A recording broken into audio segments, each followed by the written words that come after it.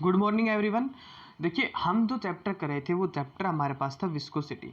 अब viscosity chapter के अंदर कुछ एक टॉपिक हमारे बचे हुए हैं, इंपॉर्टेंट हैं, तो उनको देख लेते हैं एक बार। जिसके अंदर सबसे पहला टॉपिक हमारे पास आता है रेनॉल्ड्स नंबर।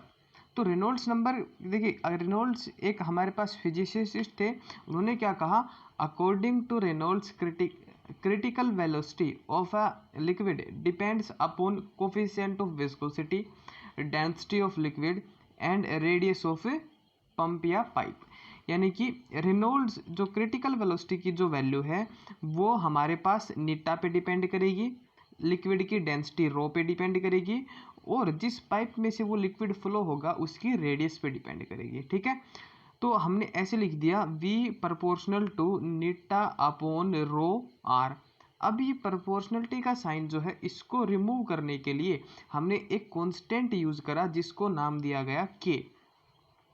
और यहाँ पे ये जो कांस्टेंट K है, इस कांस्टेंट को हम बोलते हैं रेनॉल्ड्स नंबर।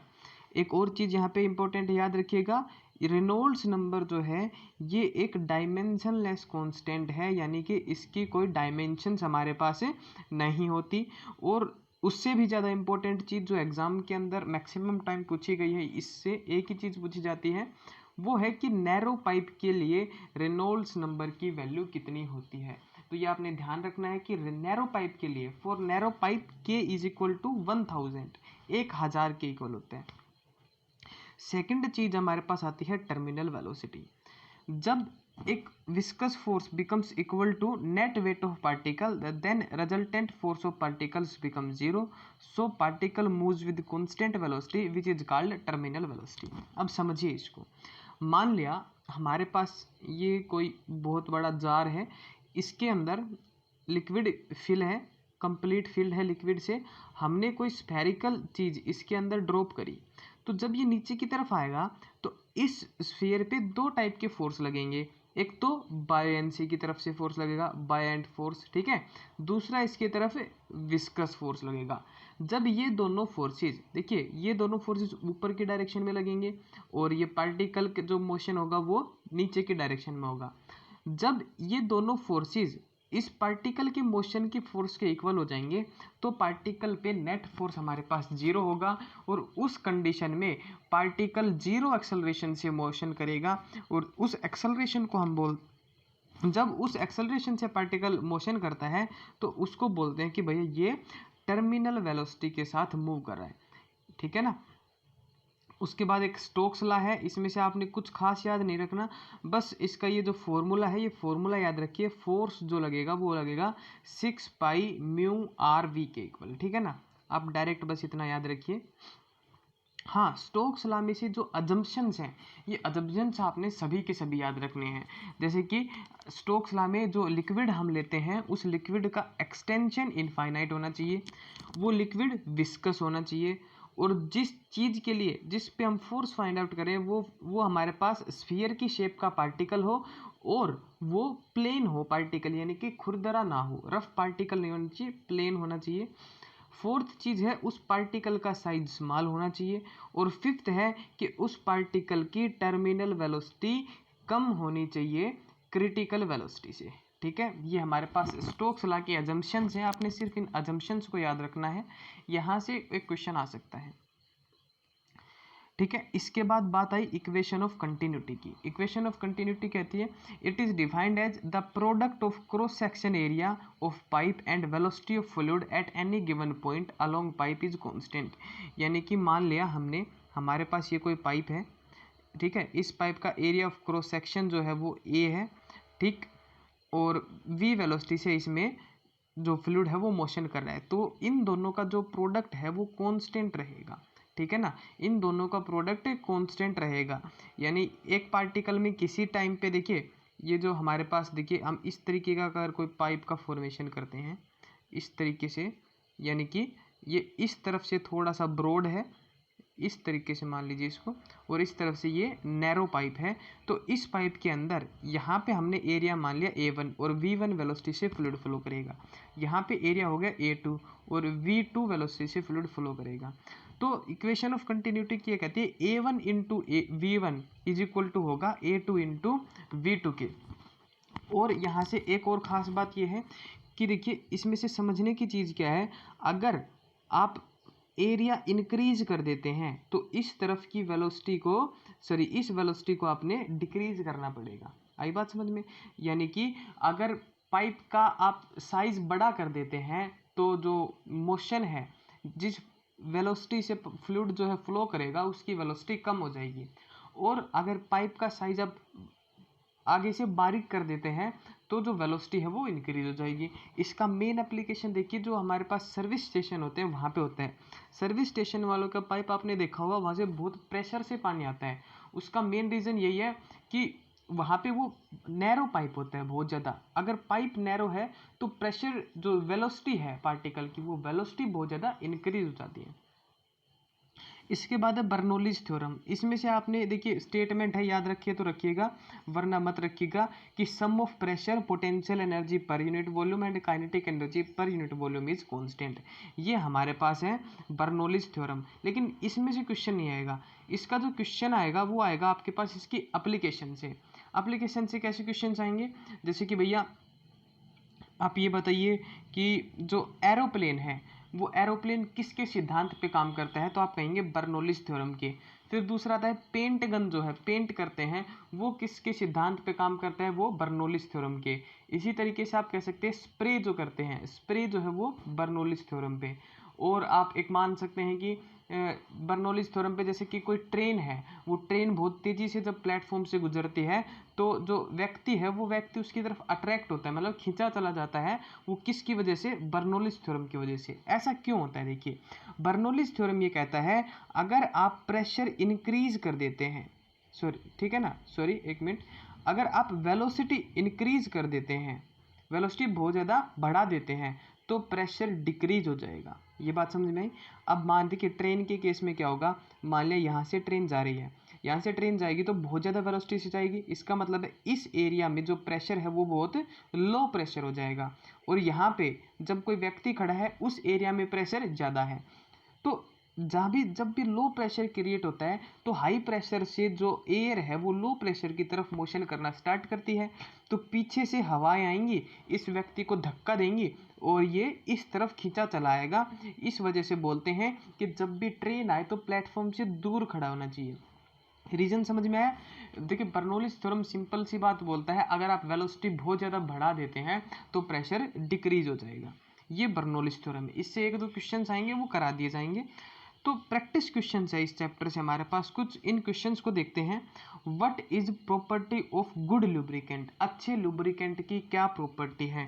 तो भैया अच्छे लुब्रिकेंट के अंदर विस्कोसिटी हाई होनी चाहिए। आप नोट कर लीजिए, अच्छा जो लुब्रिकेंट है उसके अंदर विस्कोसिटी हाई होनी चाहिए। सेकंड क्वेश्चन पे चलिए। The rate of flow of water from a hole in tank will be more if the hole is near bottom, near upper portion, middle या none of these। यानी कि ये हमारे पास मान लिया कोई टंकी है, इसमें एक होल करना है ताकि सबसे ज़्यादा जो पानी है वो स्पीड से निकले। तो उसके लिए आप याद रखिएगा, अगर आप इसकी तली के पास कोई होल करते हैं तो इस केस में rate of flow of water सबसे ज़्यादा होता है। ठीक है ना, इस केस में rate of flow of water भी सबसे ज़्यादा होता है। और दूसरी बात, कितनी दूर जा कर के ये पानी गिरेगा वो डिस्टेंस भी सबसे ज़्यादा इसी केस के अंदर होता है। तो आप इसका आंसर लिखिएगा नियर बॉटम। ठीक है, थर्ड पे आइए।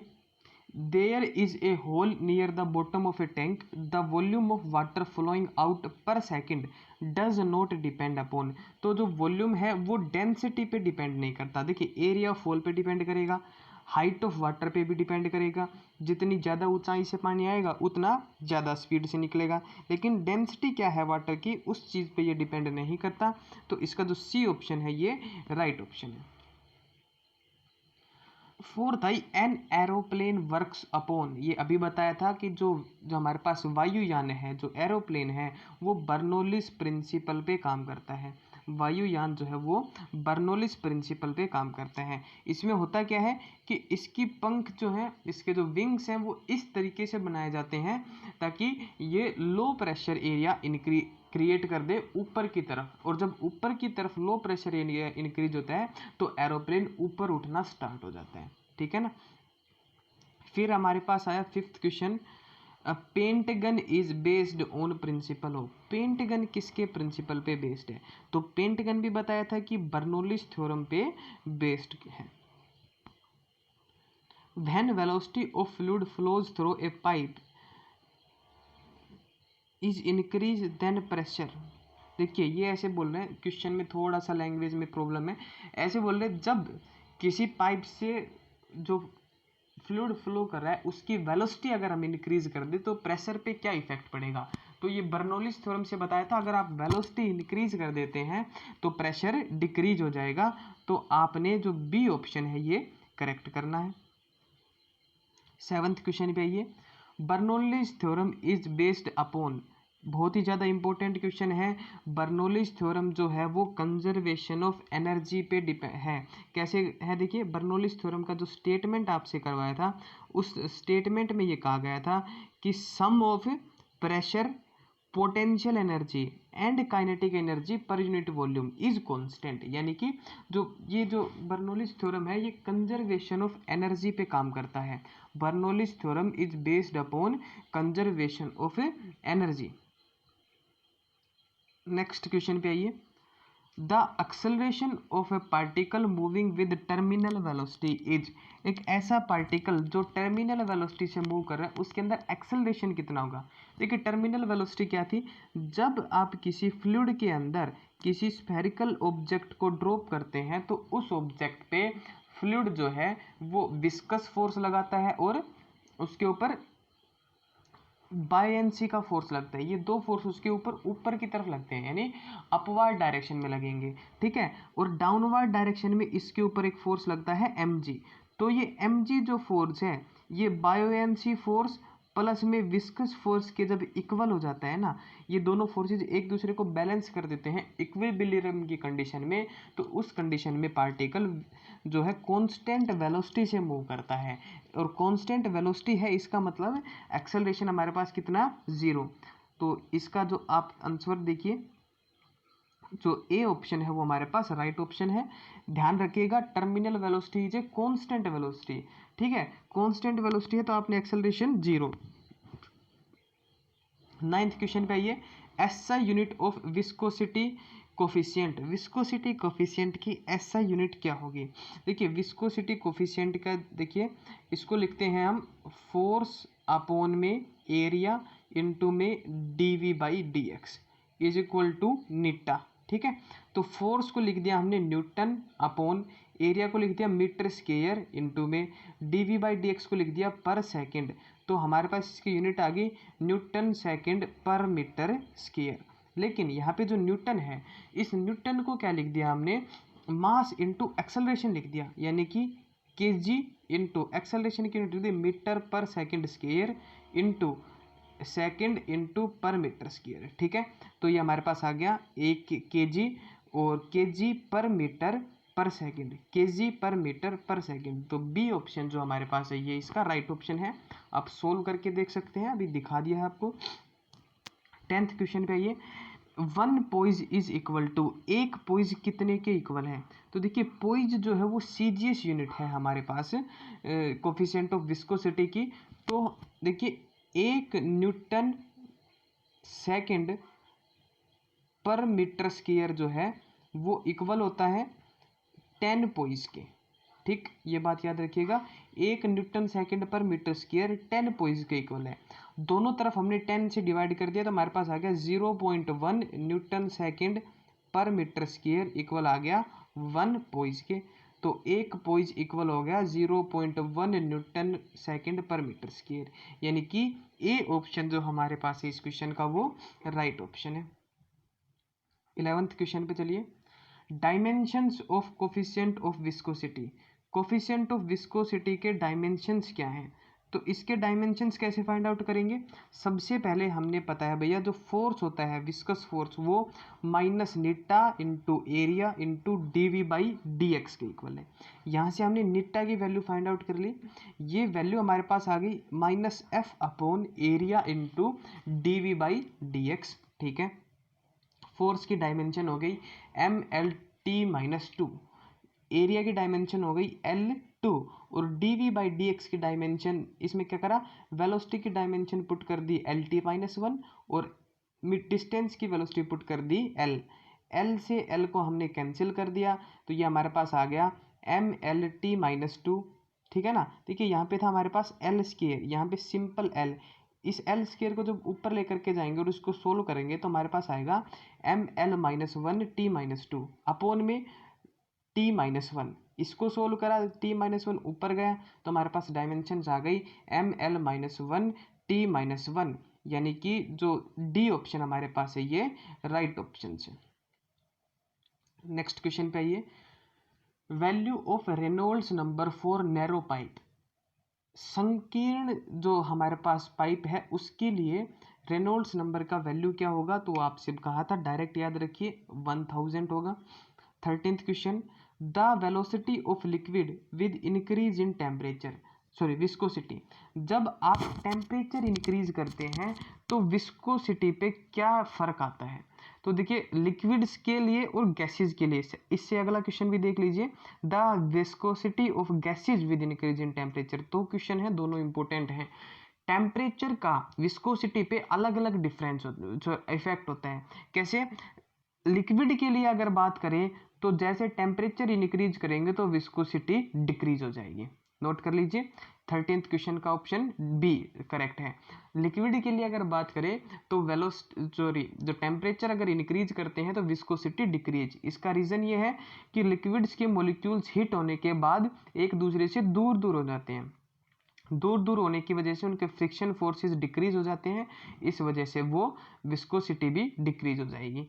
लेकिन गैसेज में ऐसा नहीं होता, गैसेज में अपोजिट है एक दूसरे के, अगर आप टेम्परेचर इंक्रीज कर देते हैं तो विस्कोसिटी भी इंक्रीज हो जाएगी, ठीक है ना, विस्कोसिटी भी इंक्रीज हो जाएगी। अगर आपने टेम्परेचर इंक्रीज करा तो विस्कोसिटी भी इंक्रीज हो जाएगी। इसका मेन रीजन ये है कि विस्कोसिटी गैसेज के अंदर होती है भाई, जब एक लेयर दूसरी लेयर के अंदर धंस जाती है, ठीक है ना, जब एक लेयर गैसेज की दूसरी लेयर के अंदर धंसती है तो उसकी वजह से विस्कोसिटी होती है गैसेज में। जब आप टेम्परेचर इंक्रीज करेंगे तो मोशंस ज़्यादा हो जाएंगे, मोशन ज़्यादा होंगे तो लेयर आसानी से एक दूसरे के अंदर धंस पाएगी, इसकी वजह से इसकी विस्कोसिटी जो है वो इंक्रीज हो जाएगी। इसी तरीके से प्रेशर पे भी क्वेश्चन आता है कि प्रेशर का क्या इफेक्ट होगा लिक्विड पे और गैसेज पे, तो प्रेशर का भी आप नोट कर लीजिए। अगर आप प्रेशर इंक्रीज करते हैं, अगर आप प्रेशर इंक्रीज करते हैं, देखिए मैं लिक्विड्स की बात कर रहा हूँ, तो विस्कोसिटी जो है वो भी इंक्रीज हो जाती है लिक्विड के अंदर। लेकिन आप प्रेशर इंक्रीज कर देते हैं तो विस्कोसिटी पे नो चेंज, ये ऐसे की ऐसी रहेगी गैसेज के लिए। आई बात समझ में, लिक्विड के अंदर प्रेशर इंक्रीज होने के साथ विस्कोसिटी इंक्रीज होती है, लेकिन गैसेज में ऐसा नहीं होता, गैसेज में सेम रहता है सब।